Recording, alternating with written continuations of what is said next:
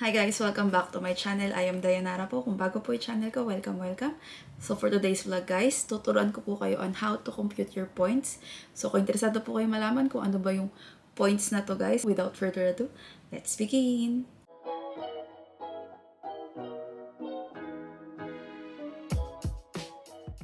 So before I begin guys, disclaimer po muna tayo. Hindi po ako isang registered migration agent at hindi rin po ako isang migration lawyer.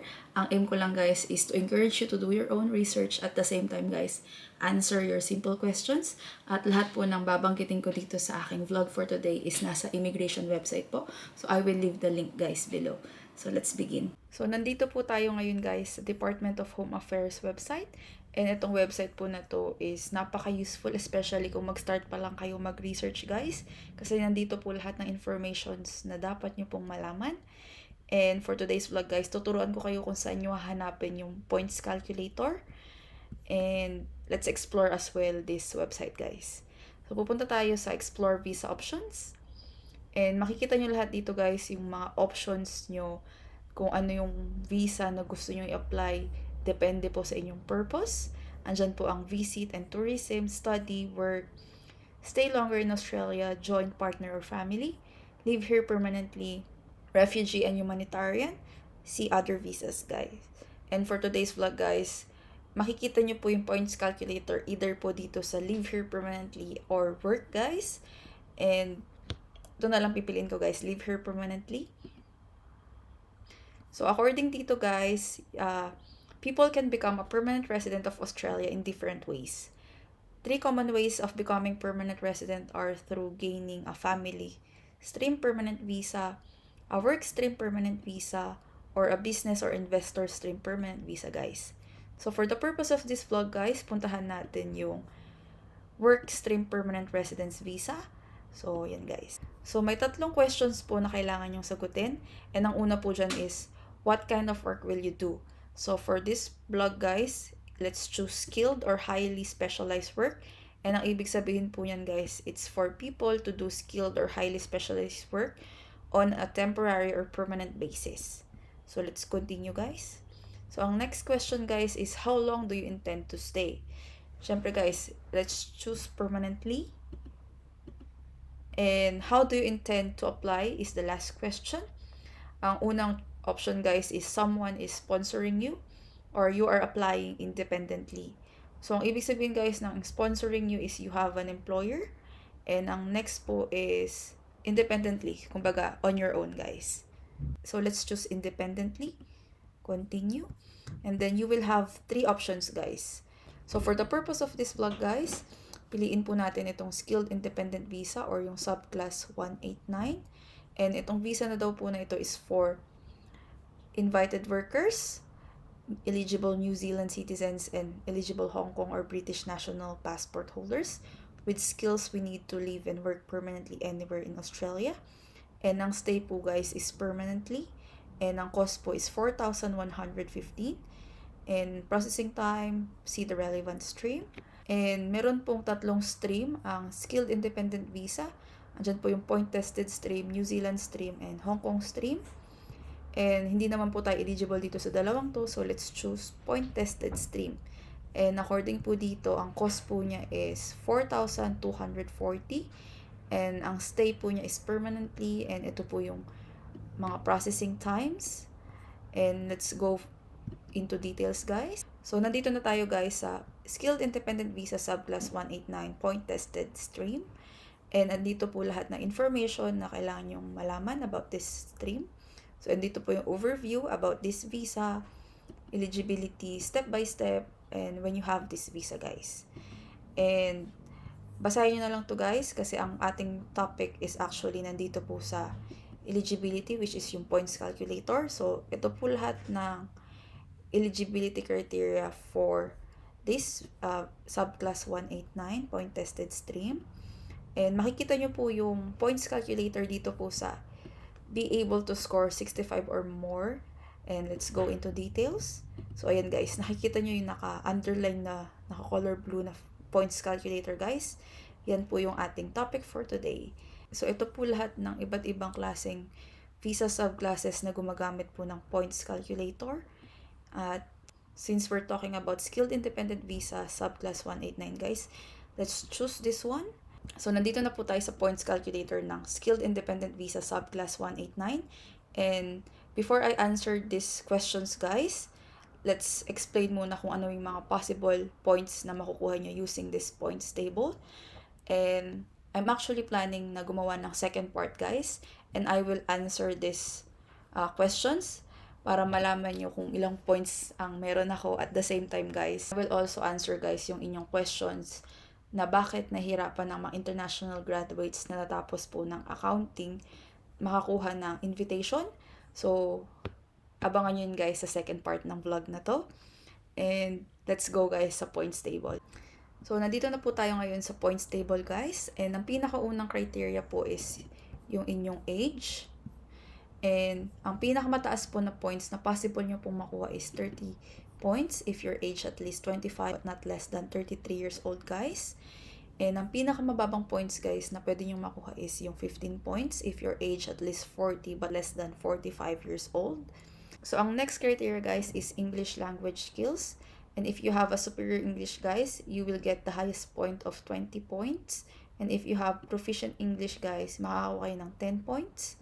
And if you have competent English guys, unfortunately, wala po kayong makukuhang points. To be able to claim these points guys, yung result po ng inyong English exam, for example, kumuha kayo ng IELTS guys, makakakuha kayo ng 20 points if you, I think, score sa lahat ng modules at least 8 guys.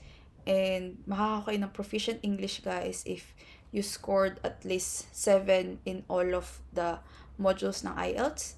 And below that guys, below ng 7, unfortunately, wala po kayo makiklaim na points. So, ang next criteria guys is yung inyong skilled employment experience. And they really value guys yung inyong experience dito. That's why they will consider yung experience nyo overseas and yung experience nyo po dito sa loob ng Australia. So, if you guys have overseas skilled employment, ang pinakamataas po na points na makukuha nyo is 15 points if you have at least 8 years of experience. So, the less experience you have guys, pababa ng pababa yung points. So, if you have Australian skilled employment guys, ang pinakamataas na points na possible nyo pong makuha is 20 points if you have at least 8 years guys. And same po, pababa ng pababa yung points na pwede nyo maklaim. Depende po sa inyong years of experience. And according dito guys, you can only claim points for employment if the employment was in your nominated skilled occupation or a closely related skilled occupation. And you were employed for the relevant periods set out in the table in the 10 years before you're invited to apply. For any Australian employment, you must have held a substantive visa or bridging A or bridging B visa and complied with the conditions of that visa to be eligible for points. Employed means guys engaged in an occupation for remuneration for at least 20 hours a week. So, ang closely related guys must be in the same ANSCO unit group or consistent with a career advancement pathway or recognized by an assessing authority that is closely related to your nominated occupation as part of your skills assessment. So, under the point test, guys, there is a cap on the number of points that can be awarded for employment experience. The maximum number of points that can be awarded is 20. This means that even if you score more than 20 combined points for your employment experience, only 20 points will be awarded. Ang ibig sabihin nun, guys, if you have overseas skilled employment na nakaklaim ka ng 10 points, and at the same time, guys, meron kang 15 points for Australian skilled employment, ang maximum points lang guys na makiklaim mo is 20, even though ang score mo in total talaga is 20 plus 15. So, hindi ka makakaklaim ng 25, hanggang 20 lang daw guys ang inyong threshold. So, ang next criteria guys is your educational qualifications, and ang pinakamataas po na points na pwede nyo maklaim is 20 points, and that if you have a doctorate from an Australian education institution or a doctorate from another institution that is of a recognized standard. And you can claim 15 points guys if you have a bachelor degree, and you can claim 10 points if you have a diploma or trade qualification, and makaka-claim kayo guys ng 10 points if you attain a qualification or award recognized by the relevant assessing authority for your nominated skilled occupation as being suitable for that occupation. And according dito guys, for points-based migration, you will receive points for your highest qualification only. According sa statement na to guys, kung nga rin nag-aral ka dito sa Australia ng diploma or trade qualification and kinontinue mo guys sa bachelor, ang makiklaim mo lang na points guys is for that bachelor guys kasi mas mataas po ang bachelor kaysa sa diploma or sa trade qualification guys. So according po dito sa part na to guys, recognition of your qualification, the authority undertaking your skill assessment may determine if your qualifications are comparable to the relevant Australian qualification. I think this part po is for applicants na they got their qualifications overseas. So, kailangan pong kumuha ng skill assessment para malaman kung yung qualifications daw po nila is the same sa Australian qualification, guys. And kailangan nyo na lang pong basahin yan, guys, kasi medyo mahaba. And same din po with PhD, guys, or doctoral requirements. So, may additional, guys, kayong makiklaim na 10 points if you have a specialist education qualification or a master's degree by research or a doctorate degree from an Australian education institution that included at least 2 academic years study in a relevant field. So, ito po yata yung mga relevant fields. So, yan guys. Medyo mahaba sila. So, ang next qualification guys is Australian study requirement. Makaka-claim daw po kayo ng 5 points if you meet this requirement. That means you have at least 1 degree, diploma, or trade qualification from an Australian educational institution that meets the Australian study requirement. So, ang next criteria po is professional year in Australia. And you can claim 5 points guys if you have completed this requirement. And to be eligible for the award of these points, your professional year must have been in accounting, ICT or computing, or engineering guys. So the Australian Computer Society guys is the assessing body for ICT or computing. Ang CPA Australia, Chartered Accountant Australia, New Zealand, and Institute of Public Accountants guys is for accounting, and Engineers Australia guys for engineering.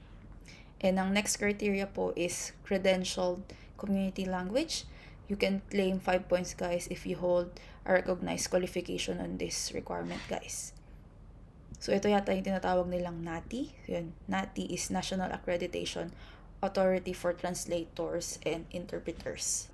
So ang next criteria po is study in regional Australia, and you can claim 5 points po guys if you meet this requirement.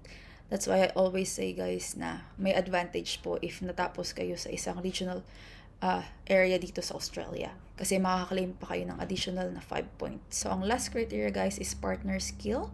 And according po dito, you can claim 10 points if your spouse or de facto partner must also be an applicant for this visa and meet age, English, and skill criteria.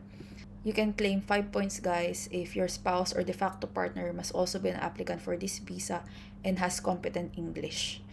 And ang next po is, so, wag po mawalan ng pag-asa yung mga single or may partner po na Australian citizen or PR. Kasi makaka-claim din po kayo ng 10 points. So, yun na po lahat ng points na pwede nyong maklaim if you're applying for a skilled independent visa subclass 189 guys. So, that's it for our vlog guys. I hope nagkaroon kayo ng idea kung ano-ano ba yung mga points na pwede nyo i-claim. At the same time guys, abangan nyo po yung part 2 ng video na to kasi isi-share ko po yung points ko sa inyo. At the same time, I will answer your question bakit nahihirapan ang mga international graduates na natapos po ng accounting dito sa Australia na makakuha ng invite guys. So, abangan nyo po yun. So, I will see you guys on my next vlog. Bye!